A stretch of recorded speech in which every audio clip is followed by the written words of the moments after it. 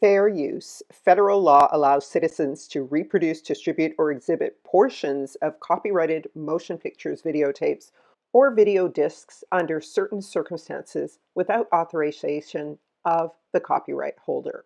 This is called fair use and is allowed for purposes of criticism, news reporting, teaching, and parody, which doesn't infringe of copyright under 17 USC 107. Under certain circumstances.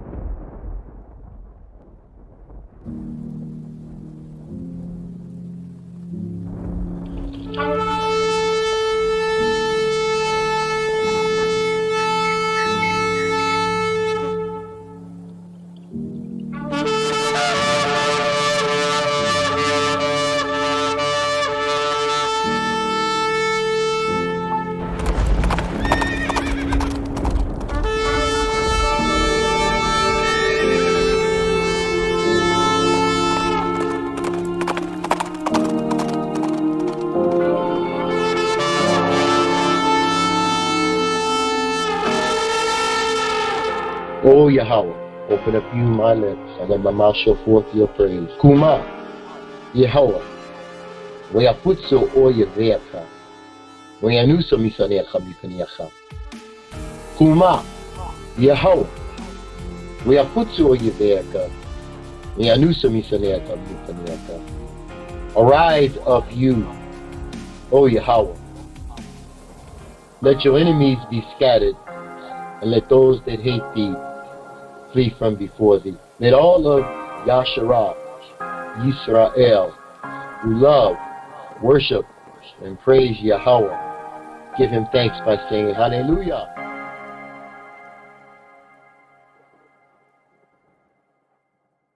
Shalom, family, and welcome to Into All Truth. May the Ruach HaKodesh lead you into all truth and show you things to come.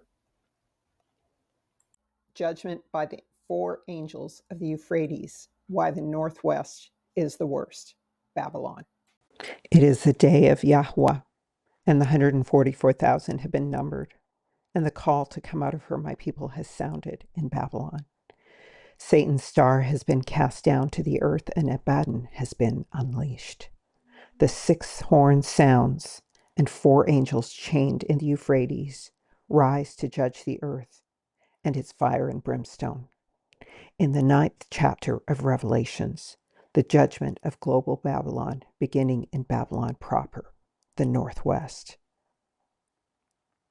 Then the sixth angel blew the trumpet, and I heard a voice from the four horns of the golden altar, which is before Elohim, saying to the sixth angel which had the trumpet, loose the four angels which are bound in the great river Euphrates. And the four angels were loosed, which were prepared in an hour, at a day, at a month, and at a year to slay a third part of men. Revelation 9. I have mentioned that this is the time of Yasharel returning to the land, and it is the time of the smiting of the seven streams of the rivers of Egypt. How is this tied to the great river Euphrates? We will learn that it may actually be part of those seven streams and the judgment of the four corners of the earth.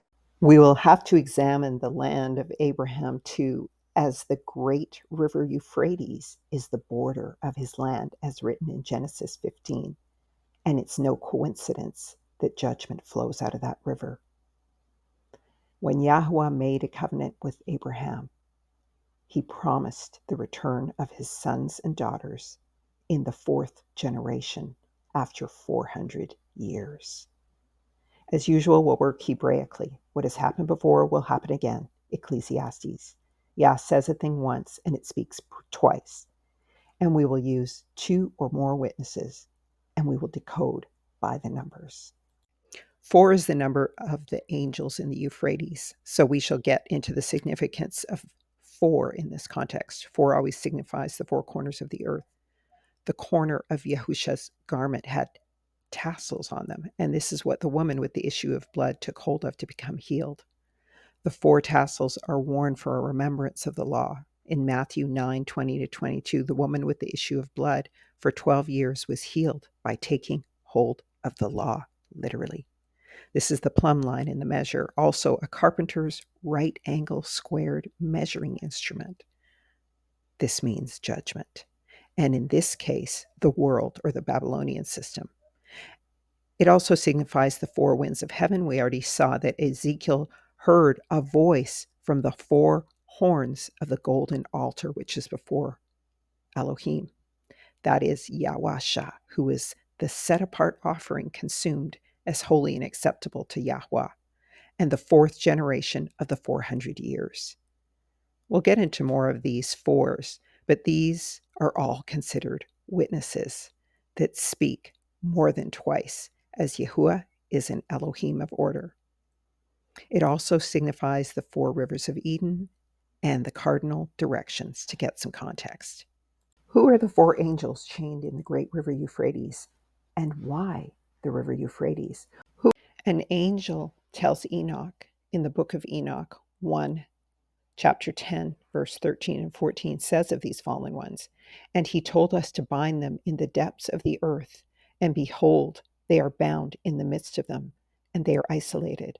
Jubilees 5 and 6 says, "And against the angels whom Yahweh had sent upon the earth, he was exceedingly wroth. He gave commandment to root them out of all their dominion, and he bade us to bind them in the depths of the earth, and behold, they are bound in the midst of them and are kept separate." We'll examine the judgment of Babylon, which is the north and west, in relation to these four fallen ones.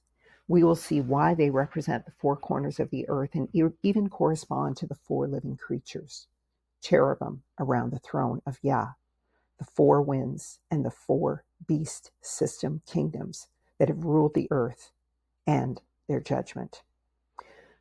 The first part of this series on the Euphrates is called Northwest is the Worst. We need to lay a foundation about the cardinal directions and the associations Yahweh has with these directions. And from there, we can locate the source of the four rivers of Eden. Keep in mind, Yah created all things good in the beginning, but over time, due to sin, the north and the west became associated with evil. What are some key geographical markers we must take into account to understand the shape of the earth and land allotments? First, Yahuwah's land allotments took into account the entire earth. Yahuwah is omniscient, knows all, omnipresent, everywhere present, and omnipotent, all powerful. The forefathers like Enoch and Noah knew the extent of the earth from the beginning and brought the writings of Enoch on the ark, which were passed on in the priesthood to Abraham, Isaac, and Jacob and the 12 tribes. They are in their possession even when they leave Egypt. Jubilees witnesses to the shape of the entire earth. Learn not the ways of the heathen, Jeremiah 10:2. We don't go by the borders of those who enslaved Yasharel and rewrote history, certainly not of the synagogue of Satan. We go by the word of Yah based on Ethiopic texts. Pangea and the dividing of the earth is a major reordering principle for reorienting the earth in history.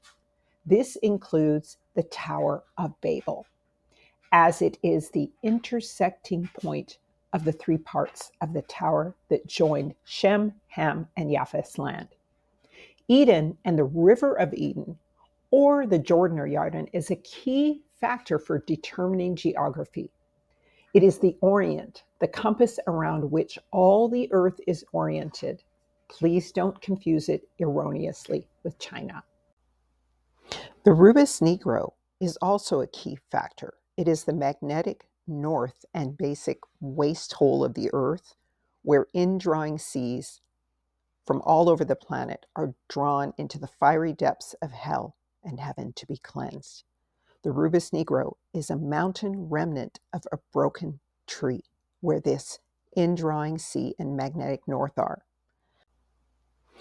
The stars are also a key determining factor for oriental directions and seasons that center around the land of Eden, Abraham's land. Heaven and earth witness to this beautiful land. The four cardinal directions North, south, east, and west all have spiritual and prophetic significance, and they show us Yahweh's favored land and people. All of these 7 factors will be used to orient us in the earth. The heavenly witness of north, south, east, and west. To begin with, the 4 living creatures about the throne of Yahweh are depicted in this whitewashed Eastern Orthodox church imagery from about 1550. They have directional references corresponding to the east, south, north, and west, respectively. Ezekiel 1 and 10 says, "As for the likeness of their faces, they 4 had the face of a man, the face of a lion on the right side, and they 4 had the face of an ox on the left side. They 4 also had the face of an eagle." The faces of the 4 angels symbolize the 4 cardinal directions of the earth. They surround Yahweh's throne. They have the face of a man, a lion, an eagle, and a bull. The bulls have horns that symbolize the horns of the altar or the throne, we will see later. The bull also symbolizes the west and the fallen angels. Hence, Satan and Cyrus are symbolized as the bull, as fallen angels, which is associated with the old world, the west, and Egypt, and the unholy bulls of Bashan and their abominable Babylonian European Egypt, as well as the bull and calf worship. Ezekiel 1 and 14 says, "And every one had 4 faces. The first face was the face of a cherub, the second face the face of a man, and the third the face of a lion, and the fourth the face of an eagle." We will see that these faces correspond to the 4 angels of judgment that come up from the Euphrates as it dries up. There is wickedness in the earth that always opposes the righteous order of heaven, so Yah uses the fallen to judge the earth. Even Satan, as we saw, he tested Job. And the 4 nations or 4 beasts in Daniel 7 that judged and enslaved Yasharel were used for this purpose. This is the Kodesh way by the numbers. When Daniel dwelt in Babylon, he had the following dream. Daniel saw a dream, and there were visions in his head upon his bed. And then he wrote the dream and declared the sum of the matter. Daniel spoke and said, "I saw in my vision by the night, and behold, the 4 winds of heaven strove upon the great sea. The 4 great beasts came up from the sea, one diverse from another. The first was a lion and had eagles." We will see that these faces correspond to the 4 wings. "I beheld till the wings thereof were plucked off of it, and it was lifted up from the earth and set upon his feet as a man. And a man's heart was given to him. And beheld, and another beast, which was the second, was like a bear, and stood upon one side, and he had 3 ribs in his mouth between his teeth. And they said thus unto him, Arise and devour much flesh. After this I beheld, and lo, there was another like a leopard, which had upon his back 4 wings of a fowl. The beast had also 4 heads, and a dominion was given to him. After this I saw by visions of the night, and behold, the 4th beast was fearful and terrible and very strong, and it had great iron teeth. It devoured and brake in pieces and stamped the residue under his feet, and it was alike unto the beasts that were before it, for it had 10 horns. As I considered the horns, behold, there came up from among them another little horn, before whom there were 3 of the first horns plucked away. And behold, in his horn were eyes like the eyes of a man, and his mouth speaking presumptuous things. And I beheld till the thrones were set up, and the Ancient of Days did sit, whose garment was white as snow, and the hair of his head wool, pure wool. His throne was like the fiery flame, and his wheels burning as fire.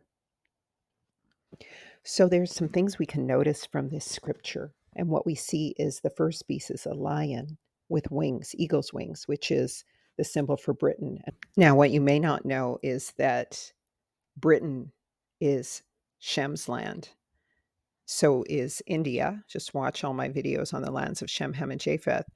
And so this was the rulership of the Babylonians. Now, what you may Casdim or Chaldeans, these were the descendants of Shem, and Nebuchadnezzar was their ruler. And here is a picture of the Lion Rock in India that is the outward eastern edge of their borders. And this was once a gigantic crouching lion. This lion is now in what is called Sri Lanka, but you can see it's called Sigriya. So Assyria. All right. So this is how the names change and alter, but this was actually Assyria, an Assyrian kingdom.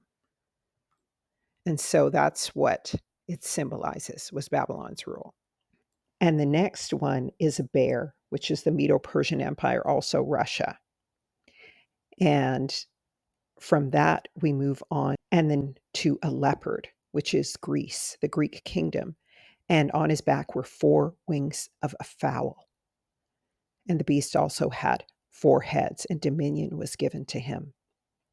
So, what we can notice about these first 3 beasts is that they're not normal animals. And we know that the angels, many of them are a combination between man and beast, to a leopard, because in heaven there is a mixture of man and beast, but not on earth, not in man and woman. Those are different kinds of flesh. So, this gives us a clue to who these fallen angels chained in the abyss, in the great river Euphrates, are. And the last verse talks about the 4th beast, who was fearful and terrible and strong and with great iron teeth. And he was unlike the other beasts, this last beast has 3 horns. And out of that 3 horns comes a single horn to rule. So this beast derived its power from the rulership of those other 3 beasts. This last beast, and so this is really a picture of the 4 fallen angels that come up from the sea. And later on, we learn that this 4th beast is kind of a dragon. All right. And so that gives us a picture of these really being the fallen angels. And very likely they are. And so this is the fallen angels who ruled over the 70 nations, because Israel had Yahweh ruling over them. But Yahweh gave Hasatan or Mastema a tenth of the angels to rule over the 70 nations, according to the book of Jubilees. The fallen, and now I'm not saying that for absolute certain, it just gives us an idea of the spirit, but it's not an absolute sure thing. When Enoch ascends to heaven, he is taken to a certain place, and he asks the angel that is with him, "What is this place?" And the angel said, "This is the place of the end of heaven and earth. This is the prison of the stars of heaven and the hosts of heaven. And the stars which roll over the fire, these are the ones which transgress the command of Yahweh from the beginning of their rising, because they did not come out at their proper times. And he was angry with them and bound them until the time of consummation of their sin, in the year of mystery." The Hebrew word for mystery is Besorah. It also means basically the New Testament. Besorah also means set apart, hidden, and impossible to obtain. It is the place of the leader. The same word is used when Yah says of Babel, "Nothing will be impossible for them." So we can only attain heaven by Yahushua HaMashiach, because it is something that is impossible to obtain. So that's why we pursue the leader, and that's why the Besorah is called the Besorah. But this is the hidden mystery that is being unveiled in Revelation. But nonetheless, this is how we tie in the 4 beast systems to the 4 angels in the river Euphrates, who are drawing their source from the promised land, a reaping, and also to the vision of Belteshazzar of the four kingdoms being destroyed. And this is why the one horn comes out of the three to make four, and this is the fourth kingdom, that is Babylon, that is ultimately destroyed. We clearly see that these four kingdoms judge Yasharel. After this, the Ancient of Days begins to set up the thrones of Yasharel, as seen in the vision of Daniel. So this is the timing of the day of Yahuwah, manifest in judgment by Abaddon and afterwards four angels of the great river Euphrates. This is why the Euphrates is so important. The Antichrist, the final one, as there were seven in total, and the eighth is the final one, who has the eyes of a man and a mouth speaking presumptuous things. So Revelation 17:8 says, "The beast that thou sawest was and is not, and shall ascend out of the bottomless pit and go into perdition. And they that dwell on earth shall wonder, whose names were not written in the book of life from the foundation of the world, when they behold the beast that was and is not and yet is." We clearly see that these four kingdoms judge. Now, the four living creatures above Yahuwah's throne correspond in righteousness in heaven to these four beasts that come up out of the sea and the four chained angels. But these four living creatures around the throne each have four heads, which also correspond to the four cardinal directions and the layout of the 12 tribes of Israel in the desert, in the wilderness. So, on the east side, towards the rising of the sun, was the standard of Judah, the lion. On the south side was the standard of the camp of Reuben, the man's head. And on the west side was the standard of the camp of Ephraim, which was the head of the bull. And the standard of the camp of Dan was on the north side, and that is the head of the eagle. And hence they correspond to the four cardinal directions around the circle kug of the earth. And keep in mind, Yahuwah said all things were good when he created. Now, the four living creatures above, when he created them, and this means all land, all four corners, the cardinal directions of the earth. But in the fall, they became stigmatized, and they were determined good when the Gentiles became part of the renewed covenant and in the upside down church. But now, in the time of judgment, they correspond again to evil. And so, regarding these four cardinal directions and the kug or circle of the earth, Isaiah 40:22 says, "It is he who sits above the circle of the earth and has stretched out the heavens as a tent for us to dwell in, and we are as grasshoppers in his sight." Isaiah 40:22. So the word for the east, the first direction we mentioned, associated with the lion, is kadim, kadim. And the strong concordance references are listed here and below as H6926, which means forward, front, east, antiquity, east in front of, over, and against. And the first letter is Q, meaning like the place of the rising or setting of the sun. It could also be a K because that's a symbol of the menorah, the light. And the middle letter is D, Dalet for door, whom the Messiah is, as are the 12 tribes. And then the last Hebrew letter is M, Mem, meaning the place of waters, which points to Eden being the source of the four rivers of Jordan and actually in the east.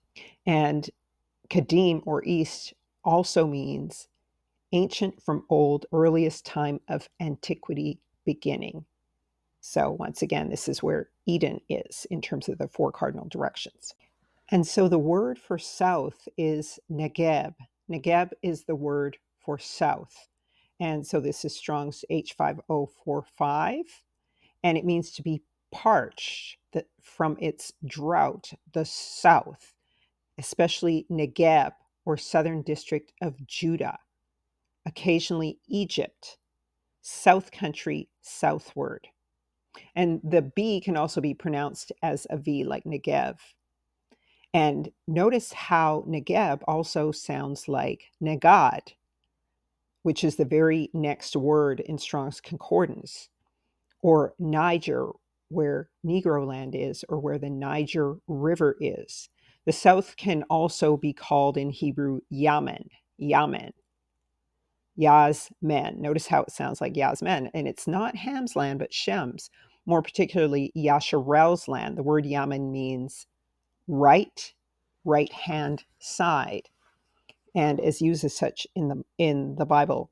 And Yahshua, the Savior, is described as the right hand of Yahuwah in Exodus. But at times it also means south, and the Hebrew letters are Yad, Y, Yad, M for waters, and the D for door. So the door of the waters that are given from the right hand. And you can see the scriptures that it's in here. And the interesting thing is it says occasionally Egypt, because there is an Egypt in the south. It's of Africa. It's not Egypt proper, but it is an Egyptian colony. And there are many Egypts in the south of South America. That is not Egypt either. However, the Egyptian spirit was also there and influence because it was part of the old world before it broke away. Now we get to west, and the word for that is Akor, Strong's H5916, which means troubled. It's also the name of a place in Palestine. All right, troubled. And we actually measure the land by acres in the West, don't we? By acres. So it is also associated with Ai. That is on the west side of the Mount of Olives. And this is the idol that defeated Israel when Achan kept an idol after they had destroyed Jericho. When they went up against Ai, the guy kept an idol, and that foiled the battle of Israel against Ai. And so it means troubled or troubler. Also, Yam, Y-A-M, Strong's H3220 means west, translated in the following manner. And by the way, beside each reference is sea, as in the ocean, west, westward, west side. Seafaring men are associated with the west. It's translated as the south once. So there is a southern part of the land of Shem that has an influence of the west, all right? And it means western. And it also means to roar, a sea breaking in noisy surf or a large body of water. All throughout scripture, the nations who attack Yasharel are associated with roaring seas. Note that the ships of Tarshish are Japhet, they're Japheth's ships, and they are seafaring men. His land is related to the west, though he is assigned to the lands of the north. But again, Babylon is both the north and the west, and the worst. So nasty northwest is the worst at this time. But Pangea has created shifts in the lay of the land. So we have a little bit more confusion because of that. But this is how the West is defined. Let me just quickly add here that the West is down, the lowest point or place on the earth. Genesis 12:10 through 20 says, there was a famine in the land, and Abram went down to Egypt to dwell there, for the famine was severe in the land. South is up because it is the highest point on the earth. It's the table of the earth. People turn the map upside down and think that's what it means when they say south is up and north is down. But, and of course, this is infinitely promoted on social media to mock the ignorance of people. But the west and north are down from the south and the east, because the south and the east are the promised and best land. And it is literally the reflection of the face of Yahuwah. And so please don't make this mistake, family. And when we look at the map of the earth, we look at it from Yah's eyes. And so we stand over top of the whole earth. We don't look at it as a flat map. We look at it as an azimuthal map, which is a circular map that we look down upon as a circle. And then the highest point is the southeast, is the promised land. North, Saphon. North, Saphon. So this is Strong's 6828. I want to be careful again. This doesn't mean that every single Gentile is like this. I'm just saying the associations since the fall. So the associations are north, northward, north side, northern, north wind, north quarter, gloomy, and dark. Strong's H6828 means to lurk in secret places, hidden, a primitive root, to hide by covering over, by implication, to hoard or reserve, figuratively, to deny, specifically, favorably, to protect. So you can do either or, right? You have a choice. When we look at the word for offense in scripture, in Hebrew, it's shakul or kabal. Kabal, as seen in the following scriptures. Luke, then said he unto the disciples, it is impossible, but that offenses will come. Woe unto him through whom they come. So that is shakul or kabal. Okay. And so Strong's 7909, shakul means to be barren, bereaved, or bereaved and robbed of children. So these people rob people of children. And it goes on, we've dealt very corruptly against thee, and have not kept thy commandments, nor statutes, nor judgments, which thou commandest thy servant Moses. So this is what is said in Nehemiah, and this word kabal is used here. And Job 22:6, for thou hast taken a pledge. It means to take someone's pledge from thy brother for naught, and have stripped the naked of their clothing. I want to be careful again. This doesn't mean that every single Gentile is like this. I'm just saying the. Now remember, this is Israel's perspective on how the other nations from these directions have treated them. Job 24:9, they pluck the fatherless from the breast and take a pledge of the poor. So this is how those from the north behave or are associated. And so here again is kabal, and the primitive root is to wind tightly as with a rope, to bind sacrificially by a pledge, figuratively to pervert, destroy, also to writhe in pain, especially of parturition, at all, to band, to bring forth, deal corruptly, destroy, offend, lay, to take a pledge, spoil, travail, vary, or withhold. So this is all thieving, enslaving, land stealing, lawlessness. Note it sounds like the word Kabbalah. It is to put someone in bondage. And Kabbalah is the Talmudic religion. And so the worst is holding a pledge, taking someone's coat in as a surety. And so we see here in this context, to tighten a cord, to twist and bind. So it's really placing a stumbling block before someone. It's lawlessness. Psalms 119, 165 says, great peace have they which love thy law, and nothing shall offend them. So offense is not about feeling offended.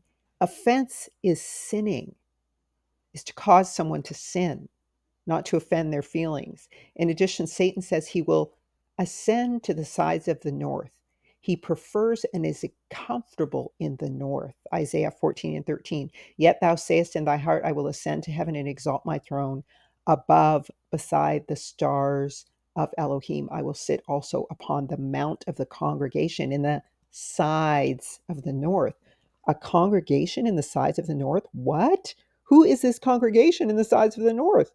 Jeremiah 6:22, thus saith Yahuwah, a people cometh from the north country, a great nation shall rise from the sides of the north. These are the people who behave stealthily. They hide, lie in wait. They are perhaps live underground beneath a covering, as is written of Cain in Genesis 4:14. Behold, thou hast driven me out this day from the face of the earth, and from thy face shall I be hid, and I shall be a fugitive and a vagabond in the earth.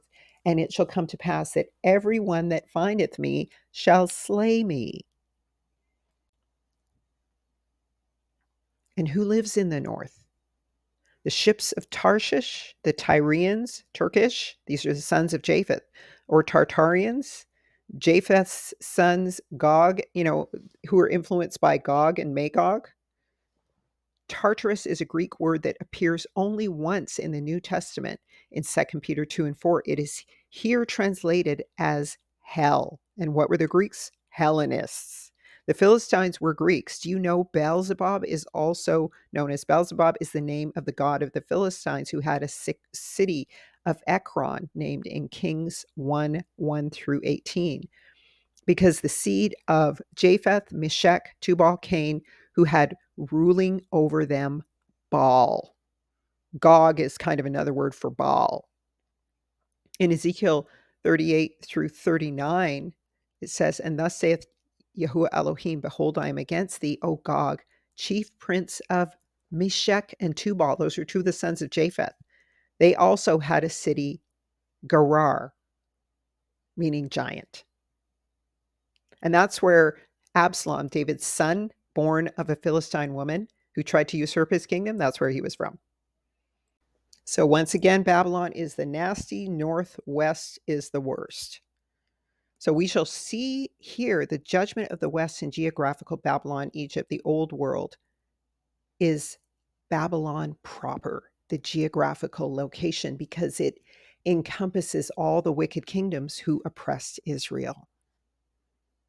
It's important to know that the key to dividing all the lands in the cardinal directions, was also Pangaea and Peleg. And all the sons of Noah had a lot listed in Jubilees 8 and 9. And they also agreed to be cursed if found outside their lands. And when you're in Babylon, generally, it's a mixed multitude of people who are outside their land. When you're in Israel, you must become an Israelite. So you're not considered a stranger. That's why I said, don't oppress the foreigner or the stranger in your land. You become Israel. So everyone's a foreigner dwelling in Babylon. Well, except for, the indigenous Japheth and Ham of the land. Unfortunately, one of the curses that all the nations were bound with, all three of the sons of Noah, Shem, Ham, and Japheth, was this, Jubilees 9:14.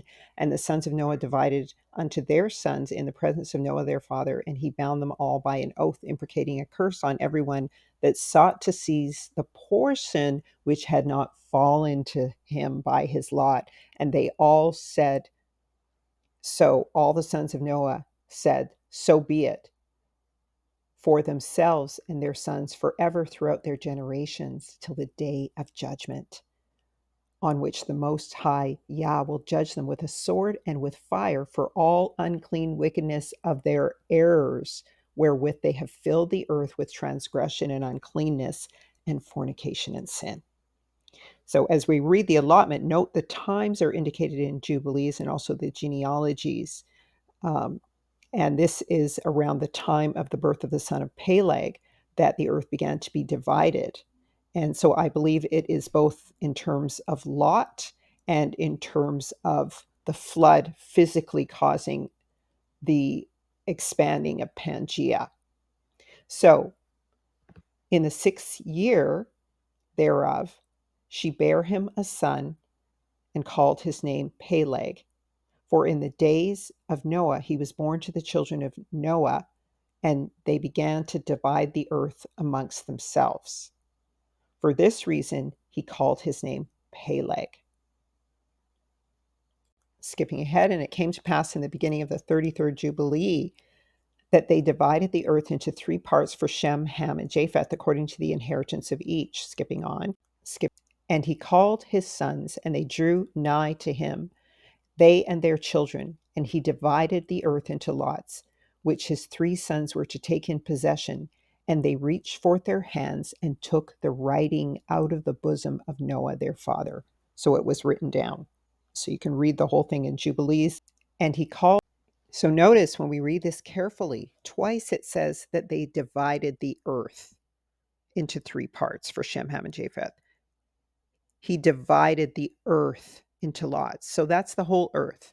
That's not just the region that the false educators of the West and the SOS tell you is the land that they ended up in and all they knew of the earth and Columbus and everything. All right, just be clear about that, and be clear in Jubilees 9 and 14 that they were bound by an oath.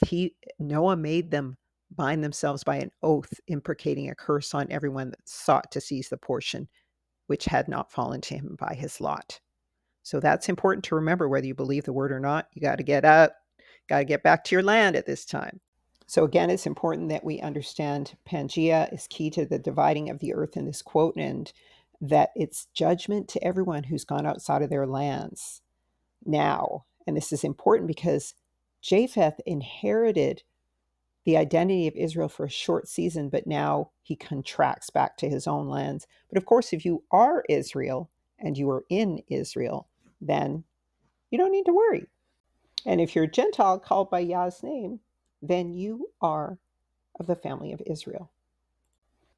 So it's the Tower of Babel that helps us to define the lands and the key point where they divided the earth by floods and judgments, and of course, according to Noah.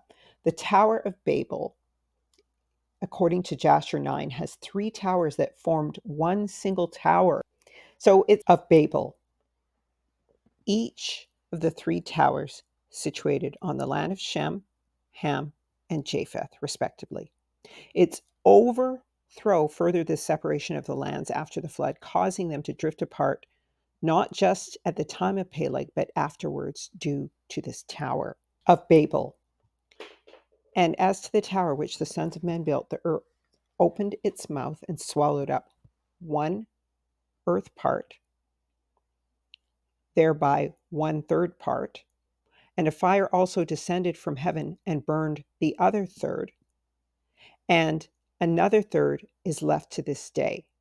And it is this part which is aloft, and its circumference is 3 days' walk. So the remaining part is 3 days, takes 3 days to walk around.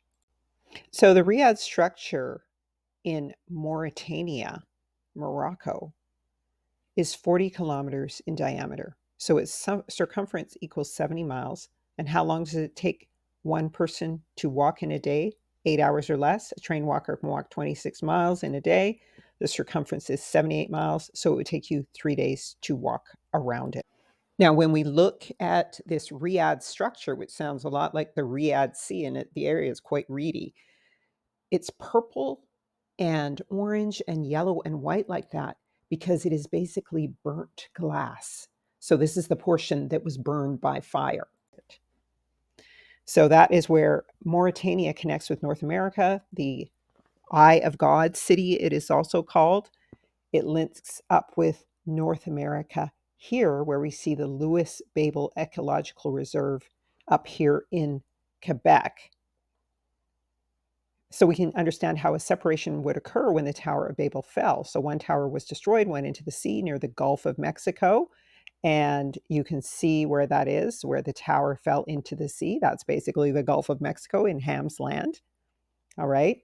And the center point, because it said that it was built in Shinar, and Shinar is supposed to be the old Atlantis with 7 streams or rivers in it. So we know there are 7 Gulf streams in the middle of the continent of Africa and North America, and that would be where Shinar or Atlantis was, and that would be the center port of the tower, the Bermuda Triangle.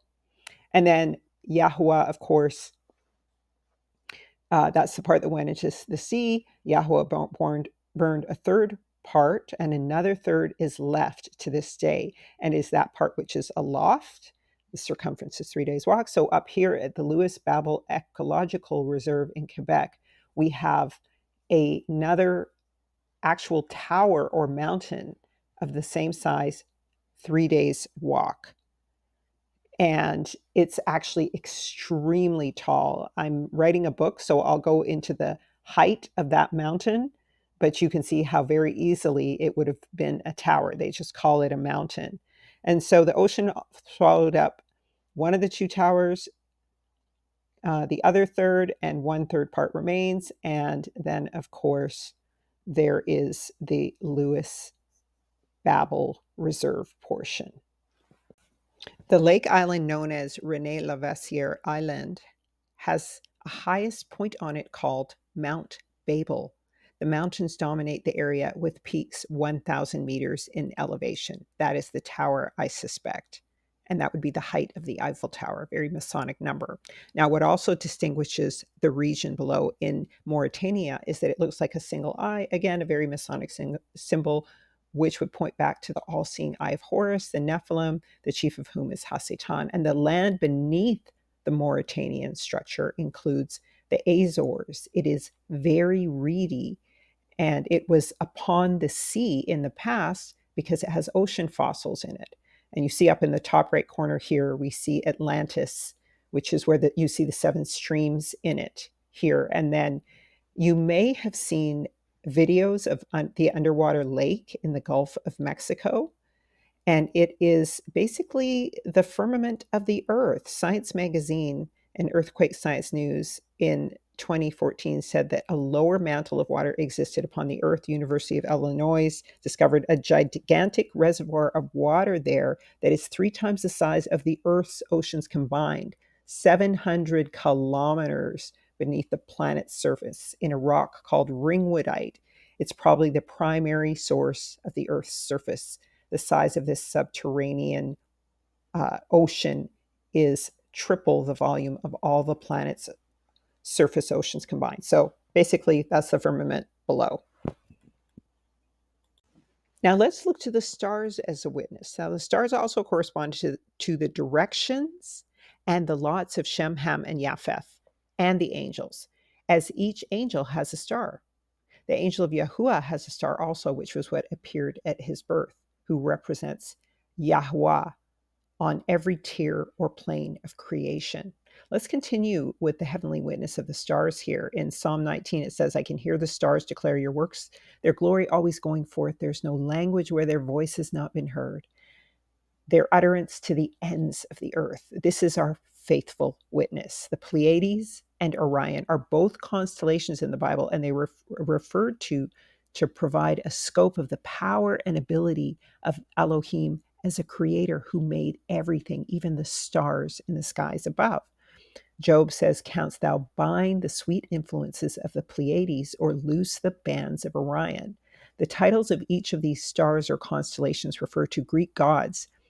So again, this is the issue with the pretense that the original Testament, New Testament, was not written in Hebrew. It was. It forces you to sin by naming false gods.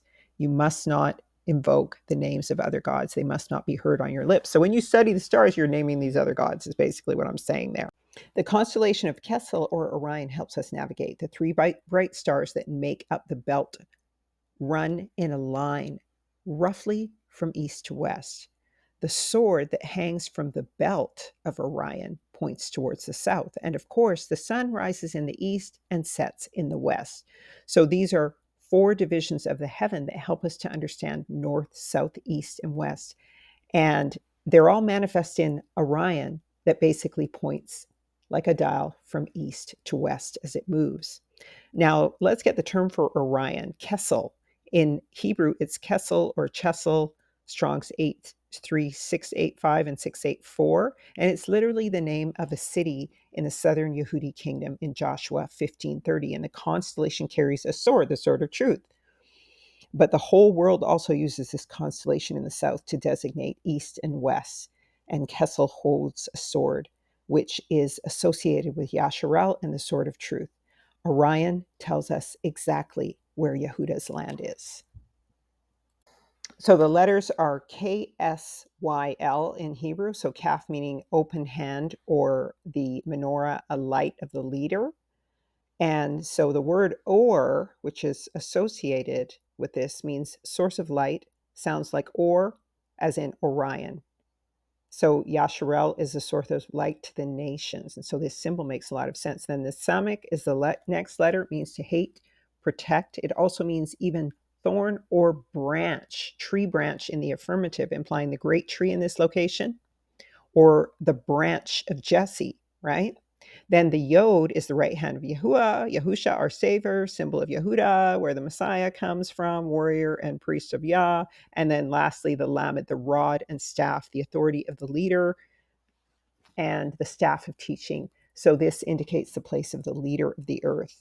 It seems the land of Shem and Yasharal would have a close relationship to this constellation, as Kessel is a light branch, hand of Yahuwah, and place of the leader, the constellation that wears the belt of truth and the sword of the Ruach, per the armor of Elohim, listed in Ephesians 6:11 through 18, and also in the Old Testament. Job 9:9 says, Yahuwah maketh Arcturus, Orion, and Pleiades, and the chambers of the south. What do these three have in common? One's in the land of Ham, one's in the land of Shem, and one's in the land of Japheth. Shem's lot covers Western Europe and all the continents of Africa. It even extends to the edge of the Caspian Sea and the great river Euphrates, inclusive of what is called Israel today, which would be part of the Northern Kingdom or Byzantine of the past. This is witnessed to in the Ethiopian Kibra Nagast. Both have only two borders, the Ethiopic or Atlantic Ocean and the great river Euphrates. It was beyond the Euphrates where the sons of Abraham and Isaac, which did not inherit in the land, dwelt. Elam. There are also other regions where they got settlements. The 6 sons of Keturah and Abraham and Ishmael dwelt there. This is still Shem's lot, which means it has land in the midst of the indrawing sea directly beneath Polaris, the North Star. This is officially Britain and Western Europe, all the way over to the Alps. It includes India and half of South America.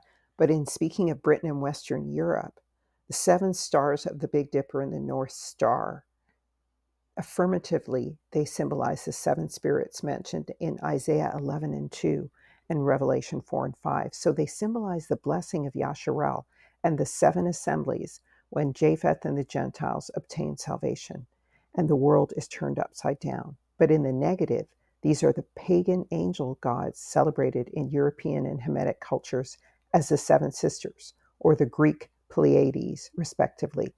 We will explain the significance of this in depth in a moment.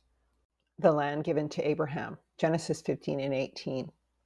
In the same day Yahuwah made a covenant with Abram, saying, Unto thy seed have I given this land, from the river of Egypt unto the great river, the river Euphrates. Nahar is used to mean river, Hebrew word Strong's 5102. But it is interpreted in the following manner: flow together 3 times, flow twice, lightened once. The word used here is really flowing together, implying a place where 2 nations meet. Waters are often borders, and in this case, it's both a place of people and waters meeting. This is a point where Egypt and Shem's land flow together or meet. Remember, Yasharel crossed the Riat Sea or Red Sea to return. And they had to pass through Edom's land before getting back to their promised land. Therefore, Edom's land is in Abraham's land. The lightning may imply the setting sun, as Shem and Abraham's land is the south and east, while Mitzrayim's or Egypt's is the west. Shem's land was also in Shinar, the land of Shem, in the midst of the 7 shining streams that the Tower of Babel held as its central point. Isaiah 2 and 2 says, In the last days that the mountain of Yahweh's house shall be established in the top of the mountain and shall be exalted above the hills, and all nations shall flow unto it. Then thou shalt see and flow together, and thine heart shall fear and be enlarged, because the abundance of the sea will be converted unto thee. The forces of the Gentiles shall come unto thee. So this is a place where waterways and the lands of Shem, Ham, and Japheth intersect, 3 nations, and consequently, Shem's land, his land, is Eden. Isaiah 2 and 2 says, out of which Adam and Eve came. Now remember, part of his land was the land of Shinar in the midst of all 3 lands in the Atlantic. And our biggest clue about this land is that in the second Exodus return to Yasharel. In Isaiah 11 and 15, it says, "And Yahuwah shall utterly destroy the tongue of the Egyptian sea, and with his mighty wind shall he shake his hand over the river, and shall smite it in 7 streams, and make men go over dry shod." The 7 Gulf streams are the place of the flowing together of the waters. Shinar, or Atlantis, was known to have 7 streams which flow about the Bermuda Triangle, aka the Egyptian or Ethiopic Sea. It is also known as the Atlantic, and another important geographic structure sitting in the midst of the Atlantic in the north is the Rubus Negro. And this is related in Enoch 17, verses 4 through 7, as the famous indrawing sea of the abyss. "And they took me to the water of life, as it is called, and to the fire of the west, which receives every setting of the sun. And I came to a river of fire, whose fire flows like water and pours out into the great sea, which is toward the west. And I saw all the great rivers, and I reached the great darkness and went where all flesh walks. And I saw the mountains of the darkness of winter, and the place where the water of all the deep pours out." So this is also the Rubus Negro, which is the needle of magnetic north, described in another part of Enoch as a broken tree. This is the Rubus Negro and the indrawing sea of the abyss, where all the dark and dirty waters pour down to be cleansed by this fire that flows out into the great sea. Why am I saying this? Because this important structure is also part of Shem's land, above the river Euphrates. Eastern Europe, or Canada, and the ocean of indrawing seas are given this specific name, Septrion. Septrion means 7. And we also have 2 major constellations that separate the north from the south. Why am I saying that? Kessel, or Orion, and the Big Dipper, Kiama, each position of the Dipper witnessing to spring, summer, winter, and fall. This is why they have the North Star at their center to tell you what direction north is in. And Kessel, as I already said, functions as a needle in the south, according to Wikipedia. Septronal, meaning of the north, is a Latin adjective sometimes used in English. It is a form of the Latin noun septriones, which refers to the 7 stars of the plow, occasionally called the septrion. But these are the 7 sisters, the 7 stars of the Pleiades. They are in Japheth's land in the north, but one portion of that land is Shem's land, because he got 1/2 of the earth. In the 18th century, septrional languages was a recognized term for the Germanic languages. Look to the northern night skies for the origin of the septrional. Latin septrions, or septentriones, refers to the 7 stars in Ursa Major that make up the Big Dipper, or sometimes to the 7 stars in the 18th century in Ursa Minor that compass the Little Dipper. Because of the reliable northerly presence of these stars, septriones was extended to mean northern quarter of the sky, or simply the north. Hence our borrowed adjectives, septrional, meaning northern. The noun septrion also appears in works in Middle and Early Modern English to designate the northern regions or the north. In Shakespeare's Henry, I think that's the 5th, part 3, for example, the Duke of York rebukes Queen Margaret, saying, "Thou art as opposite to every good as the south to the septrion," says Merriam-Webster. Shakespeare having the Duke of York say, "Thou art as opposite to every good as the south to the Septrion," we will soon see has great significance to the creator himself and the nation of Yasharel. So we will see a tie-in to both Eastern and Western Europe and Canada to the north. The land of Shem beyond the Euphrates, Mediterranean, in Western Europe, and Britain was after a time an enemy to Yasharel. It most certainly was, even when taken by Japheth and Canaan. Now, here is the tie in to the four beasts and the four angels of the Euphrates. The Pleiades is a cluster of stars, part of the constellation of Ursa. Additionally, the Big Dipper is a clipped version of the constellation Ursa Major, the Greater Bear. The bear is the symbol of Japheth, as is the eagle. So the Big and Little Dipper refer to the north and the west.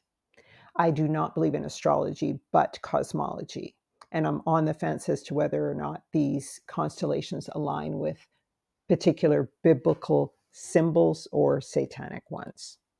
But nonetheless, the stars that are called planets today, Mars, Jupiter, Uranus, Venus, Saturn, Mercury, and the rest, are actually the ships of the fallen angels, the stars of the fallen angels. They can no longer access the upper heaven as Yahuwah has sealed them out. And this is why they try to rope you into astrology so you will worship the sun and the moon and the stars as influencer or God.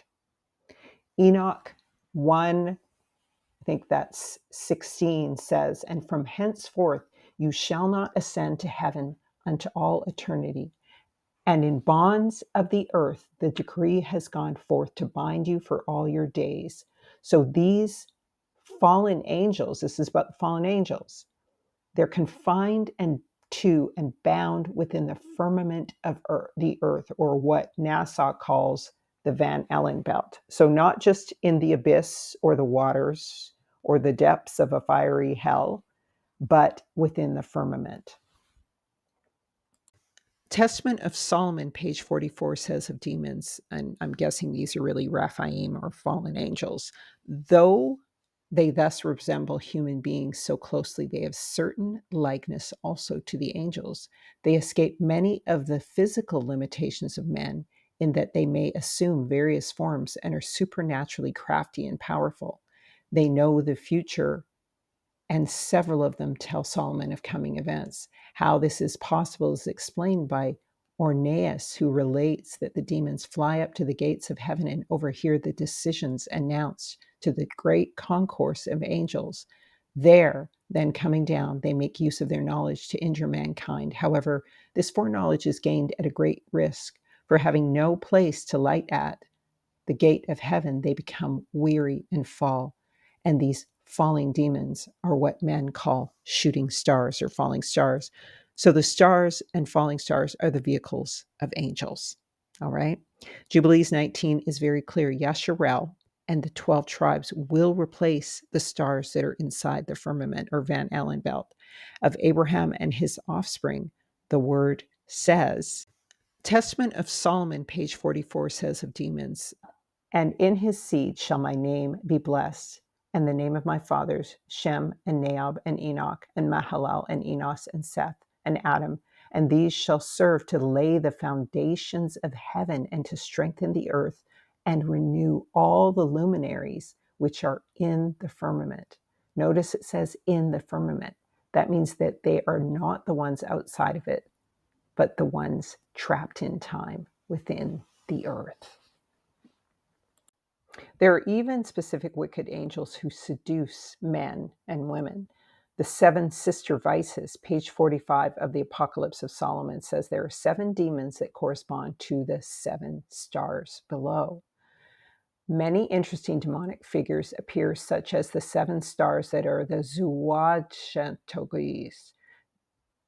These demons are sources also of moral evil, inspiring heresies, idolatries, lust, theft, envy, hatred, murder, war, and kindred evils. The seven spirits, who call themselves zooxystoges are of this kind, while the Pleiades are actually the Big Dipper. But back to the Pleiades and Orion, they are constellations that help us to pinpoint the land of Shem. Why? Because all the seasons and times are called out from the land of Yasharel. My Enochian calendar and book, Moedim, goes in depth into all of this. But yes, there are 7 zoogonies. Amma, the Big Dipper, is also known as the Seven Sisters. These stars must have replaced the zooxystoges, or fallen angel vehicles called planets, that are currently within the firmament, who do not come out in their season. There is a prophecy in Enoch that says, "And the whole order of the stars shall be concealed from sinners, and the thoughts of those on the earth shall err concerning them, and they shall be altered from all their ways, the sinners. Yea, they shall err and take them to be gods." These are the 7 burning mountains that Enoch mentioned that failed to come forth in their appointed time. So this seems to equal the number of planets within the firmament. Once again, we'll read this again. 1 Enoch 18:10. "And I saw a deep abyss with columns of heavenly fire. Among them I saw columns of fire fall, which were beyond measure, alike in the height and depth. And beyond that abyss I saw a place which had no firmament of heaven above, and no firmly founded earth beneath it. There was no water upon it, and no birds, but it was a waste and horrible place. I saw there 7 stars, like great burning mountains, and to me, when I inquired about them, the angel said, 'This place is the end of heaven and earth. This has become a prison for the stars of the host of heaven. And the stars which roll over the fire are those which transgress the command of Yahuwah at the beginning of their rising, because they did not come forth at their appointed times. And he was very angry with them and bound them until the time when their guilt should be consummated, even for 10,000 years," says this translation. But you see, there's a distinction. There are angels imprisoned, which have been mentioned many times, and then these are the 7 rolling stones that correspond to the planets. These angels are bound within the earth, not underneath the earth or just Tartarus, but they've been bound within the firmament. This is a distinction between the other fallen angels, which are bound in the lower parts of hell or the abyss of water. 7 of these are planets, the zooxystoges. I saw there 7 stars, like great burning mountains. But as I said, many of the angels were bound in the abyss. So I am not sure if any of these 7 correspond to the 4 in the Euphrates. So today we have astrology and NASA and the worship of planets and constellations as gods. And the Ashkenazis literally say Mazel Tov, meaning may the movements of the stars be good, Tov, looking to the stars to favor them. For they are not the people of the book. Deuteronomy 4:19 says, "When you look to the heavens and see the sun, moon, and stars, all the stars in the sky, do not be led astray to bow in worship to them and serve them." Though true, Yasharel themselves also did this in Ezekiel 8, and it was the beginning of the end of Yasharel. But they will no longer do this upon being repatriated to the homeland of Yasharel in Isaiah 66:3. So this is significant to the current so-called Jews who actually do this. Why do this if they are repatriated to the land? Does that line up with prophecy? Because once Israel is returned to the land, it says that they will sin no more.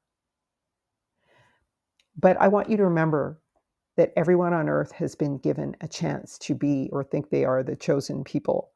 And so, like I said, both the true and the fake Jews have done this, but now it's time for everybody to obey Yah. Now I want to tie the 7 stars to Arcturus. Why? Because both seem to be in the north. Arcturus, as I showed you, is a constellation in the north. The Hebrew name for the constellation of the Great bear. All right. Ash from Strong's H5789, Aish or Aish for Arcturus.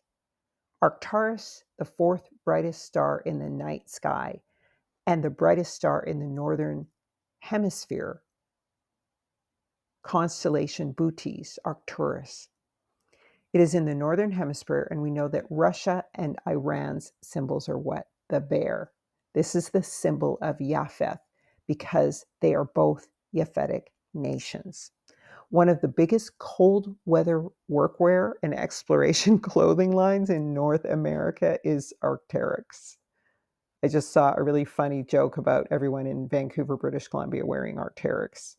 It is a Finland-based northern company. The Arc'teryx creature is an evolutionary dinosaur, a missing link between the reptile or Naga snake people and mankind, the dragon. Hence, it's associated with the fourth beast in Daniel, Babylon. It connects to Tartarus, Gog and Magog, and the Rephaim. The land of Finland and the Nordic nations are part of the land of Japheth. So this reptilian link is why the north looks nasty and not so good in Yahweh's view. Again, the word Arcturus has the word Taurus, like Taurus the bull associated with it. It's not in the constellation Taurus, but again, the bull is associated with the west. Now I want to tie the 7 stars to Arcturus. Why? Because both seem to be in the north. And with Ephraim and Manasseh, or Joseph, who are also associated with the bull of the 4 living creatures that symbolizes the west, the bull. Their configuration in the camp of Yasharal was westward. The bull is a symbol of the west, or Cyrus or Osiris. The bull is the symbol of Egypt and Baal worship, hence, and the word Baal sounds like bull. There are also animals which are earthly witnesses to the lands of the 3 sons of Noah. So we saw the heavenly witness. Now we're going to look at some earthly witnesses. We also saw some other earthly witnesses like the streams and the rivers and the mountains and mountain ranges. But now we're going to look at the witnesses of the animals in the earth. There are animals which are earthly witnesses to the lands of the 3 sons of Noah. These are simple things even a child can learn. The symbol of Shem is obviously the lion. We know only Africa is famous for its lions. Apparently they were once in abundance in Western Europe, but like most creatures in Western Europe, they were hunted to extinction. Hence the Bible says in Joel 2 and 3 of the people of the north, animals which are earthly, a paradise, Garden of Eden before them, desolation and wilderness behind them. There are only mountain lions in America with no lion's mane crowning them. The lion with the mane makes him the king, like Yahweh, Yehuda, and the lions of Africa. The bear is the symbol of Japheth. Daniel 7 and 5 tells us of the empire of Japheth to rule. And behold, another beast, a second like to a bear, and it raised up itself on one side, and it had 3 ribs in its mouth of it between the teeth of it. And they said thus unto it, Arise and devour much flesh. It had 3 ribs in its mouth. This is the Medo-Persian Empire of Japheth that was symbolized by the bear. Russia has the bear as a clear symbol also. We know the black, grizzly, and Kodiak and polar bears thrive in the former Soviet Union and Canada. These are the apex bears of the earth. There were also bears in Africa, but they were hunted to extinction. There are bears in China and Australia, but not in the diversity in which they are in Japheth's land. And we know the bear constellations are right above him. Japheth. the bare land of the north. The eagle, which corresponds to the northern position of the tribe of Dan in the wilderness of the Israelites, also carries the symbol of the serpent and symbolizes the north. It is also tied to the west as the phoenix. This is, again, the bond between the no good north and the wicked west, the eagle. Ham's symbol or totem is the bull for America, hence the bison, the largest and most ferocious wild bull on earth, or Hannibal, the son of Ham.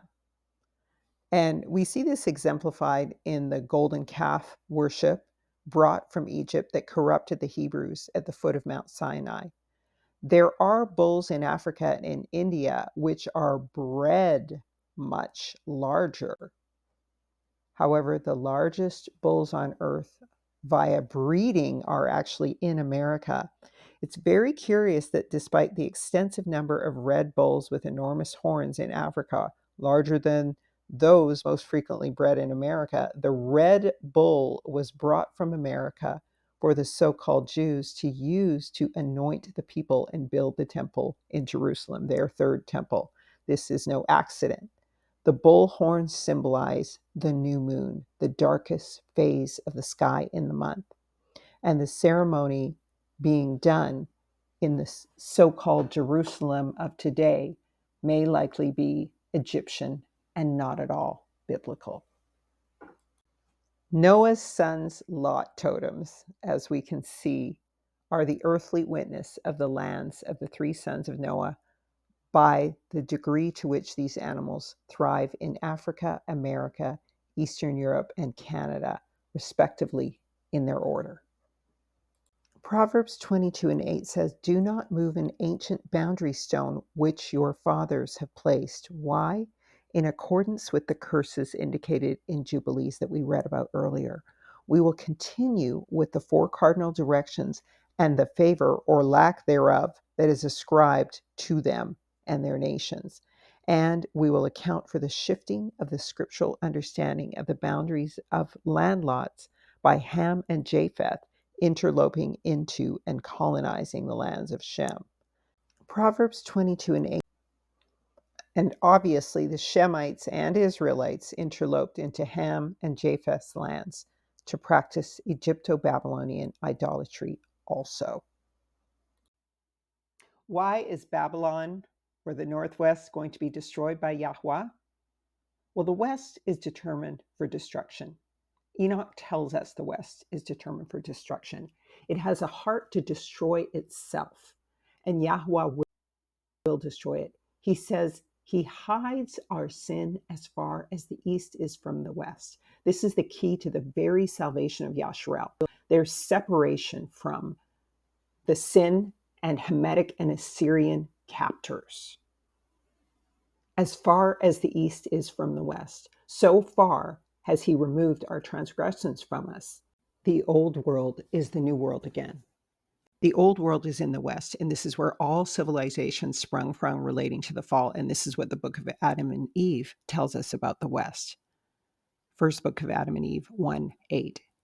Again, also because Elohim is merciful and of great pity and governs all things in a way that he alone knows, he made our father, the old world is in the west, Adam, live in the western border of the garden, because on that side, the earth is very broad. 2 Ezra 7:13 says, "Then were the entrances of this world made narrow and full of sorrow and travail. They are but few and evil, full of perils and very painful. For the entrances of the elder world were wide and sure and brought immortal fruit.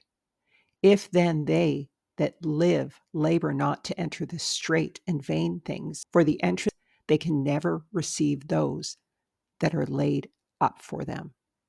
And so what we know about the West is it's very broad and it's very wide. And in the olden times, people had prosperity and righteousness It was a sign of their righteousness, but now more so, suffering is. They can never. This is why Matthew 7:13-14 says, "Enter ye at the strait gate, for wide is the gate and broad is the way that leadeth to destruction, and many there be which go thereat." And so you see, this is why Matthew, that the broad way is in the west. And of course, we have many streets in the west called Broadway. Egypt was in the west. Babylon proper is the west. So what is the old world? Is the new world, west world. After the flood, it was removed from the family of Noah, and they landed Egypt in Shem's land on Mount Ararat. As far as the east was from the west, to begin a new life, to remove the sin of the cursed flood far from them. But Ham was given that land. And we'll learn later that the land of Ham is in the west and the south, and that is where Nimrod headed to build the Tower of Babel. As I quoted earlier, again, the west is the worst. Now, the central point again was in Shinar, but definitely Babylon is western. And once again, Genesis 11:1 says, "Now the whole earth had one language and the same words. And as they migrated from the east, they came upon a plain in the land of Shinar and settled there." And once again, when again, Besora means the thing withheld, restrained. And so when Yah says, nothing will be Besora from them, that's what Hasatan hangs all his hope on. And so regarding the stigma of the West, the same goes for Babel and the first Exodus, when again, they were saved from the West and returned to the safety of the East. The West is spiritually wrong in Yahweh's economy, although not when the church was upside down, because all things Yah inherently created good from the beginning. So the West will be redeemed in the 1,000-year reign and will be well again. The fire of the West. When Enoch is shown the shape of the earth, in particular the West, in chapter 23, verses 1 and 2, we learn the following. "From thence I went to another place, to the west of the ends of the earth, and I saw a burning fire which ran without resting, and paused not from its course, day or night, but ran regularly. And I asked, saying, What is this which rests not? Then Raguel, one of the holy angels who was with me, answered and said unto me, This is the course of fire which thou hast seen, is the fire in the west, which persecutes all the luminaries in heaven." Literally, a fallen angel, a spiritual element of fire who persecutes all the luminaries of heaven from the west. And Yah actually transformed some of these falling ones into elements. So this is one of them. He was transformed into fire. That's why they're called fairies. The fire of the west. Let's review Yahuwah's description of the directions and see how this negative stigma is reinforced as characterizing the west in Enoch 2, verses 85 and 86. And the first quarter is called the east because it is the first. And the second, the south, because the Most High will descend there, yea, there in quite a special sense will he who is blessed forever descend. And the west quarter is named the diminished, the fire of the, because there all the luminaries of heaven wane and go down. The beast sits on 7 mountains in the west. The west is the worst because we know this is where true Babylon originates from. And it's characterized by 7 mountains and even the 7 nations, Septimus Severus. The woman on the beast, Revelation 17. Come, I will show you the damnation of the great whore that sitteth upon many waters, with whom have committed fornication the kings of the earth, and the inhabitants of the earth are drunken with the wine of her fornication. So he carried me away to the wilderness in the spirit, and I saw a woman sit upon a scarlet-colored beast, full of names of blasphemy, which had 7 heads and 10 horns. And the woman was arrayed in purple and scarlet and gilded with gold and precious stones and pearls, and had a cup of gold in her hand full of abomination and filthiness of her fornication. And in her forehead was the name written, a mystery. That great Babylon, that mother of whoredoms, abominations of the earth. And I saw the woman drunk with the blood of the saints and with the blood of the martyrs of Yahusha. And I saw her, and I wondered with great marvel. And the angel said unto me, why marvelest thou? I will show you the mystery of that woman and of that beast that beareth her, the woman on the beast, Revelation 17, which has 7 heads and 10 horns. The beast that thou hast seen was and is not, and shall ascend out of the bottomless pit and go down into perdition. And they that dwell on the earth shall wonder, whose names are not written in the book of life from the foundation of the world, when they behold the beast that was and is not and yet is. Here is the mind that hath wisdom. The 7 heads are the 7 mountains whereon the woman sitteth. They are also 7 kings. So notice how this is Mystery Babylon. This is the mystery. Zechariah 5, verses 9 and 11. Shinar could be 2 women, spiritual Babylon, Canada, and America. Then I lifted up my eyes and looked, and behold, there came out 2 women, and the wind was in their wings. For they had wings like the wings of a stork, and they lifted up the ephah between the earth and the heaven. Zechariah, so he asks where these women with this basket, this lead basket, lead balloon, lead Zeppelin are going. And he said unto me, to build it an house in the land of Shinar, and it shall be established and set up upon her own base. So this is the establishment of Babylon. This is very clearly the woman on the beast. The woman on the beast is Babylon, and she is the west. And there are also 7 mountain ranges here. Enoch 77:4 says, I saw 7 high mountains, higher than all the mountains which are on the earth, and thence comes hoar frost, and days and seasons and years pass away. I saw 7 rivers on the earth, larger than all the other rivers. One of them, coming from the west, pours its waters into the great sea. Keep in mind, Ham's land is China also. Talk to any Chinese person, they'll tell you China is in the west. And this great Yangtze River pours into the Pacific Northwest Sea.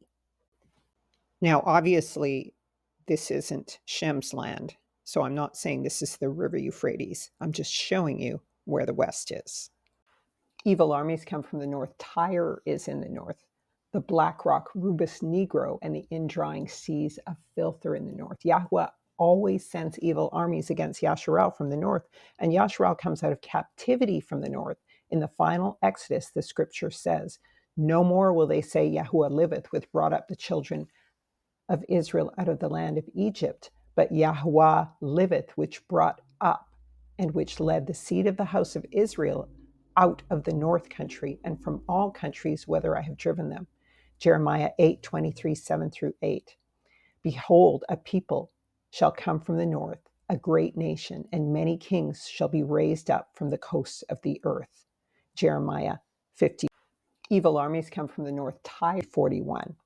And thou shalt come from thy place out of the north parts, thou and many people with thee, all of them riding upon horses, a great company and a mighty army. These are the people of the north. In the book of Jubilees, when the land allotments are described, we find there is a place called Ma'at that seems to be in the north, and it divides the lands of Shem and Japheth. This place called Ma'at is in the north, and this is where the indrying seas are. This is where all the dark waters come in. This is in the book of Jubilees where the black rock or magnetic north is, and it is where the black waters are as described in 2nd Baruch. Above it is the North Star Big Dipper. 2nd Baruch 53:1 is basically 2nd Esdras. And when I said these things, I fell asleep there, and I saw a vision, and lo, a cloud was ascending from a very great sea, and I kept gazing upon it, and lo, it was full of waters, white and black, and there were many colors in those selfsame waters. And as it were, the likeness of great lightning was seen at its summit. So we know who lightning is, and we know this is the black rock Rubus Negro. And as you did previously see on the summit of the cloud, black waters which descended previously on the earth. This is the transgression wherewith Adam, the first man, transgressed. This is the beginning of the black waters which you have seen. And from these black waters, again, were black derived, and the darkness of darkness was produced. So the north is the source of the black waters.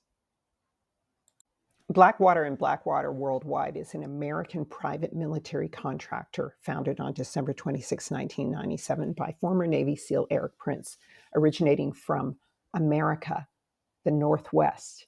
It has been connected to disaster capitalism in America during events like Hurricane Katrina, and allegedly helped destabilize the Middle East and Africa for decades, with Iraqis dying needlessly in 2007. Blackwater pled guilty of possessing illegal firearms while in Baghdad. Blackwater and Blackwater. The people of the West live on the Mississippi and Missouri River in Memphis, true Egypt. They worship the moon, and willow trees are all through their land, as Ezekiel 17 says of where the Yashreelites are taken captive by the eagle.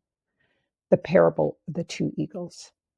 Thus saith Yahuwah Elohim, the great eagle with great wings and long wings and full of feathers, which had diverse colors, came unto Lebanon and took the highest branch of the cedar and brake off the top of his twig and carried it into the land of merchants and set it in a city of merchants. He took also the seed of the land and planted it in a fruitful field. He placed it by great waters and set it as a willow tree. So now remember, the eagle had wings of many colors, so that's a phoenix as well. And here we have the Northwest. We have Japheth and Ham. In this verse, the seed of the land is the seed of Yasharel. Willows go from Vancouver, British Columbia to Florida in North America. The quintessential song that characterizes the West and the land of Ham as being the place of the people of the Black Waters is the following song. Blackwater, song by the Doobie Brothers. Oh, Blackwater, keep on rolling, being the place. Mississippi moon, won't you keep on shining on me? By the rivers of Babylon, where we sat down.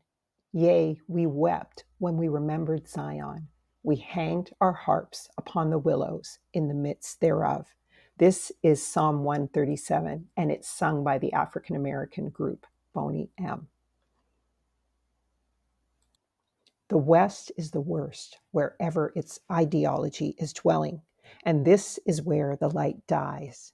But when we die, we do enter eternity, because it is another world, Olam, not just another country.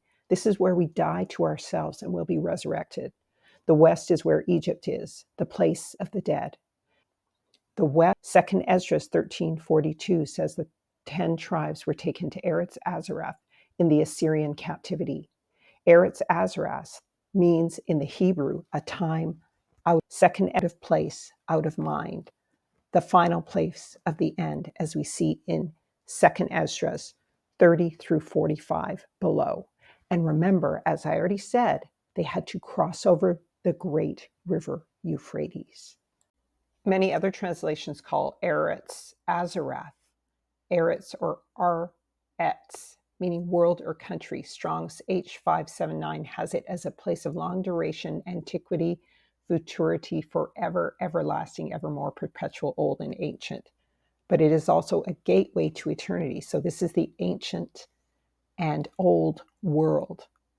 Azarath, if we actually look at the 500-year-old official Canadian map above, it shows in the region of British Columbia towards Alaska and USA. That region was originally called, again, Terra Azarath. Azarath. So this is the place of the end. Notice how it sounds like Ashtaroth, star of wrath, or place of wrath. And Easter, of course, the fallen angel god Eretz Azarath. So this is where the star falls from the north and where the north is also set up. Yahuwah commands that Yasharal tear down the Ashtaroth poles of the Canaanite invaders dwelling in Shem and Abraham's land when they returned from Egypt. And here is where the 7 Canaanite nations who stole the land of Shem originate from. It's also where the Celtic Vikings come from, the great raiders. The last time I checked, this Celtic peak in British Columbia used to be called Celtic Mountain. It is 9,767 feet high. Mount Robeson and Resplendent Mountain beside it are only around 3,000 feet high. And yet, this mountain is no longer named by Google, whereas it was in the past. So, this is definitely the land of the Celts. We are going to see that there are some connections between Japheth and the Philistines. Now, officially, they are descendants of Ham, the son of Noah, and the sons of Ham, Cush, Mitzrayim, Put, and Canaan, according to Genesis 10, 13 through 14. Mitzrayim begat Ludim, and Ananim, and Lehabim, and Naphtatuhim, and Pathrusim, and Calusim, out of whom came the Philistines, and Captorim. So that's the official genealogy of the Philistines. According to America Pars Kvarta, the German kings that we have in France and all of these different cultures, these are the people that claim they are the lineage of David. They are a mixture of domain Vikings, and they have a strong bloodline for sure, but they're called star families, and they believe they're, according to America, King David's descendants. And everything they've done for the last time since the destruction of the temple has been towards reuniting the people of Israel and building the new temple. So Zionism is officially an offshoot of the star families. They have a worship of Baal and Ashtaroth, and they have a pyramid culture. You see in, of course, all the supreme courts. And they are the descendants of the Fomorians of Ireland, the Atlanteans, and Og of Bashan and Canaan. So they're a mixture of Tubal Cain and the Canaanites. So Japheth and the Canaanites. We see here the Canaanite connection to the Gomorites, who are called Amorah in Hebrew, in Sodom and Gomorrah as in. So it's clear that Gomer is the root word of Gomorrah, the Gomorites. In the Kibra Nagas, it says that the wickedness of the children of Cain multiplied until at length, in the greatness of their filthiness, they introduced the seed of 4 concerning Noah. The ass into the mare, and the mule came into being, which Yahweh had not commanded, even like those who give their children who are believers unto those who deny God, and their offspring become the seed of the filthy Gomorites, one of them being of good, and 1/2 of them of evil seed. As for those who do this wickedness, their judgment is ready, and their error in lasting. So we see that there was a mixing between Cain and the Gomorites. Also, we find out that Absalom, the son of, I've quoted it in other videos, but the son of David, he married a Philistine woman who was from Gerar. So, but her female bloodline was Japheth and her male was Ham. So the Hebrew name Gomer refers to the Cimmerians who dwelt in Pontic Caspian steppe beyond the Caucasus and attacked Assyria in the late 7th century BC. The Assyrians called them Gemari or Cimmerian. All right. And King Tuspah was defeated by Esarhaddon of Assyria sometime between 681 and 668 BC. So there was always warring with these Gomorites. What did the Creator say to Israel? Are you not like the children of Ethiopia to me? O children of Israel, saith Yahuwah, did I not bring up Israel from the land of Egypt, the Philistines from Caphtor, and the Syrians from Kir? Now remember, David slew Goliath, the Philistine, the Palestinian. What did the O Zion, I have made thee as a giant's sword. Why do these women look the same? If they're arch enemies, and one is of the seed of Israel, and the other is of the seed of the Philistines. Well, the Greeks are supposed to be the Philistines. They're a mixture of Japheth and the Canaanite Hamites and a little bit of Edom. Let's continue. So the true land of Greece is really here in the west. You can go and look at mud flood videos to confirm this, but you can see these very Greek statues and buildings here in North America. Now, very clearly, you'll remember there was some crazy stuff going on in Waco, Texas a long time ago. And you can see right beside here, to the right of it, it says that there is a place called Philistine or Palestine right in Texas, confirming once again, this is the land of the Philistines. And when we look here at what it says that Javan was the Ionians, known as Greece to the Orientals. Now, very clear. Now, that was a biblical reference. Now, we can find in Ohio, USA, another Philistine city called Palestine. Do you remember when there was that crazy disaster where there was a chemical spill? Well, that was right in Philistine, America, right in Ohio. Also, when we research, we find most scholars agree that the Philistines were of Greek origin and that they came from Crete and the rest of the Aegean islands, or more generally, modern day Greece. Now, keep in mind, America and Canada are called an Isle of the Sea, and that also includes Greenland is called an Isle of the Sea, the land of Japheth. All right? Now, what it says here in Isaiah, it says, they shall fly upon the shoulders of the Philistines and return to their land. When Israel does the second Exodus, the Philistines will fly them in planes back to their land. Also, when we... The genealogies do get very muddy because all the name stealing. This is what Zeus says. I think it's to the other fallen angels at a particular time. Whomsoever I shall mark, minded apart from the gods, to go and bear aid, either Trojans or Danaans, smitten in no seemly wise, shall he come back to Olympus, or I shall take and hurl him into murky Tartarus, far away.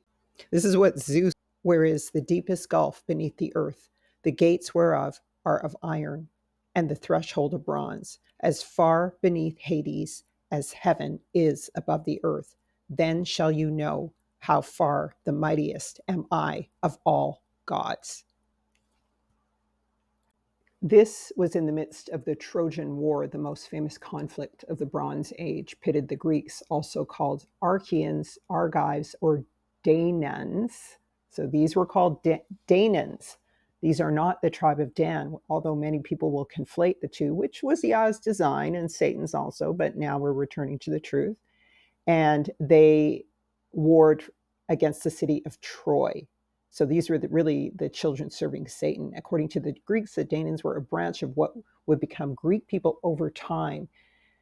In Greek mythology, the Danan originally dwelt next to the Nile River in Egypt. Their founder was a man by the name of Danas, who was a descendant of Lo. And so I already went into Homer's Iliad, where they fight the Trojans. Danan. So the common name used for the Greeks in Homer are Danans or Danoi in the Iliad, and Hellenes. All right? So we can be certain that the Danes we know today as the Danish are Greeks and they're sons of Japheth. Once again, just reminding you, as I did quote part of this Tartarian thing before, that these are the Tartarians, okay? These are the Turks, the Vikings, the Philistines, very mixed multitude of Japhethites mixing in a bit with Ham. So Indo-European.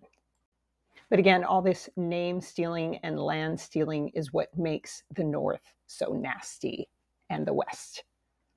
So in this book, the Muscovites in California, I just want to show you that the two were mixing around and circulating together, as you can see from this image of the Rubus Negro map below here. There was a lot of the waterways that were the territory of Japheth. In fact, 3/4 of the waterways you see in the top of the map here of the Rubus Negro, 3/4 of that was his. And so that's why he was so famously known for shipping. And of course, that always means marine kingdom and access to the Rubus Negro and the deep pit of the earth, making the north nasty.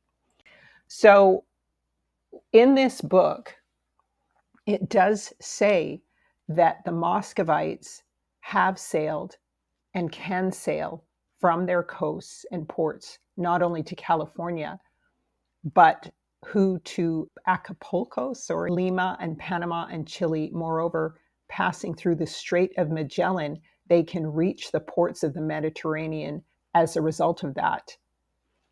Are Vecchia.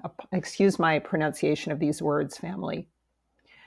Third, that the same Muscovia, continuing the voyage begun by Captain Bering in the year 1729, arrived finally in the year 1731 at the strait under the polar circle called the Strait of the North by Mr. Bausch. He believes that those great currents are entering through it, that we who navigate between Japan and California are experiencing it. Lima and Panama and Chile, more. And so I just wanted to point this out to you because their ships made them very mobile and they could use the power of those indrawing waters and streams that we see from the huge indrawing sea of the north.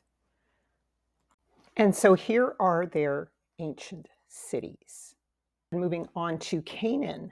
Canaan was also a land and territory stealer, and that is why today, as I always say, they call the true land of Yah and Shem the land of Canaan, even in the Bible today. And that's a clear evidence, which they should not be doing, that according to Scripture, they are interlopers and land stealers.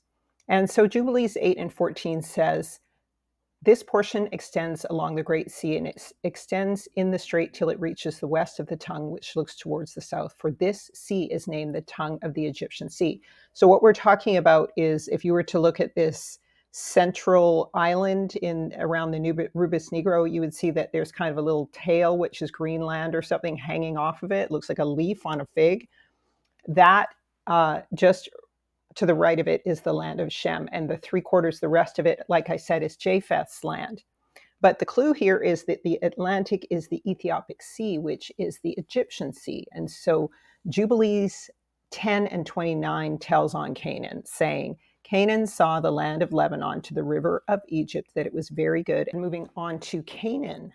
Canaan was also a land, and he went not into the land of his inheritance to the west, that is, to the sea, and he dwelt in the land of Lebanon, eastward and westward from the border of Jordan and from the border of the sea. And so the sea would be the Egyptian Atlantic Sea. And so he went east from the west. So that means he went into the land of Africa. And more to this, it says in the Kibron Nagast on page 106 concerning Canaan, now it was Canaan who rent the kingdom of the children of Shem, and he transgressed the oath which his father Noah made them swear. And the sons of Canaan were 7 mighty men. And he took 7 mighty cities from the land of Shem and set his sons over them. And likewise, he also made his own portion double, right? Because Shem got the double portion as the firstborn son. That's the law. And more, these are the nations whom they inherited. This is just a strange way of saying these are the Canaanites who inherited and took that land. The Canaanites, the Perizzites, the Hivites, the Hittites, the Amorites, the Jebusites, the Girgashites. These are they whom Canaan seized by force from the seed of Shem. In other words, these ones seized the land of Shem. For it was not right for him to invade his kingdom and to falsify the oath. Because of this, they ceased to be, and their memorial perished through transgressing God's command and worshiping idols and bowing down to those who were not God. These are the nations, and after the death of Shem, Arphaxad reigned. So this is how the Shemites got tied up and mixed in with the Canaanites and started practicing their religion. And Terah was actually an idol maker. And so then it continues regarding that. And these are they who made magical images, and they went to the tombs of their fathers and made an image of gold and silver and brass. And a devil used to hold converse with them out of their images of their fathers and say unto them, O my son, so and so, offer up unto me as a sacrifice the son whom thou lovest. And they slaughtered their sons and daughters to the devils, and they poured out innocent blood to filthy devils. So you can see this is the Canaanite culture infecting the Shemites. The gist of it is very clearly that the Canaanites stole Shem's land. And that's what Abraham had to redeem. And that makes the West the worst. And so this is what the lots of Shem, Ham, and Japheth will end up looking like. And I'm going to get into the rivers on the second part of this series, where we will get into the actual four rivers and the precise Euphrates River, exactly how big and long it is, and why it's actually a river of the West for truth. So we'll begin by looking at the name of the land of Eden and then the River Jordan to understand the meaning of and the location of Eden. And Eden would be the place about which the entire earth is oriented, not the Rubus Negro. It's just been switched. Hence the term Oriental Studies. And this is why they always apply that term to the region of Ethiopia, because it is truly Africa is the Orient. So we must keep in mind all of Africa was once called Ethiopia, and it has been conflated and mixed with Cush in scripture. Also, we must know that the conquerors rename lands after themselves. And the Gentiles of Japheth are most known for this. And so we're going to save that for the next study, but let's just do a quick review of what we learned in this study. Revelation 9, loose the four angels which are bound in the great river Euphrates. And so a third part of men are killed with fire, smoke, and brimstone, which comes out of the mouths in judgment. And the remnant of men which were not killed by these plagues repented not of the works of their hands, that they should not worship devils, idols of gold and of silver and of brass and stone and wood. And also they repented not of their murder and sorcery, neither their fornication nor of their theft. And so this is what all the Gentile nations are being judged for, their idolatry. The West is the worst and the North is nasty. Key to finding geographical Babylon. And this helps us locate the Euphrates, which we will learn of next study. We learned in Enoch and Jubilees, Yahweh chained 90% of the fallen angels in the deep of the abyss, in the infernal deep, and within the firmament. They cannot access heaven, the set apart place, which is also called Basora, by the way, and impossible to obtain, walled up place that we pursue via Yahusha. And we found that some of these chained ones are the seven planets, angels that cause man to worship them and afflict men. The West is the worst and the North. The four angels chained correspond to the righteous ones, the four cherubim about Yah's throne. We saw that these angels correspond to the four angels of judgment that come up from the Euphrates as it dries up. There is wickedness in the earth that always opposes the righteous order of heaven. So Yahweh uses the fallen to judge the earth, even Satan, as we saw when he tested Job. The four angels also have a relationship to the four beast systems and the final beast, Babylon. The final beast system stems from them because their horns come his. And this is why we can see, though it's unusual to think about the idea, that the Euphrates is tied to the West. And these angels are linked to the nations of the four beasts or angels of their respective nations. The four angels chained nations: Assyria, which is Babylon at the time of it, Medo-Persia, Greece, and Rome, the final Babylon, extended over the whole earth nations. These beasts are also symbols of Shem, Ham, and Japheth, and their totems: the lion, the bull, and the bear, and sometimes the eagle. We also learn that the 7 streams of Egypt that will be smitten in Isaiah for Yasharel to return to Jerusalem are also tied to the Euphrates, and they are in the west, in the Atlantic. We looked at the cardinal directions in relation to their blessings and stigmas, finding everything seems to die in the west. The sun and the moon and the stars all wane, and it is called Achor. And we have acres here. It is where a fire in the west torments there, and all the luminaries descend there. We also learn that the 7 are here in the west. It is also where Adam and Eve first dwelt after the flood. Everyone was relocated to the east after the flood to then start fresh. It is also where Adam and Eve first dwelt, in the west. After the flood, everyone was relocated to the east to start fresh. And that, the west, is the ancient world of the past, Eretz Azarath, associated with the Ashtaroth, the star of wrath. It is the symbol of the bull, which is also linked to the fallen angels and Egypt. With many pyramids, it is America, South America, and Australia, and the South Pacific. We learned that Nagid and Kadim, the south and east, are Shem's land, and that is where Yah descends and dwells, and that it is where the 4 rivers issue from. His symbol is the lion, and Orion, the star system, points to the east and west there. Shem also got the Pleiades, the Big Dipper, symbolizing the 7 spirits of the 7 churches. It is both the east and the south. It is India, Africa, Western Europe, and half of South America. And lastly, we learned why the north, Saffron, is nasty. Hoarfrost, cold winds come from here, and people who oppress and enslave.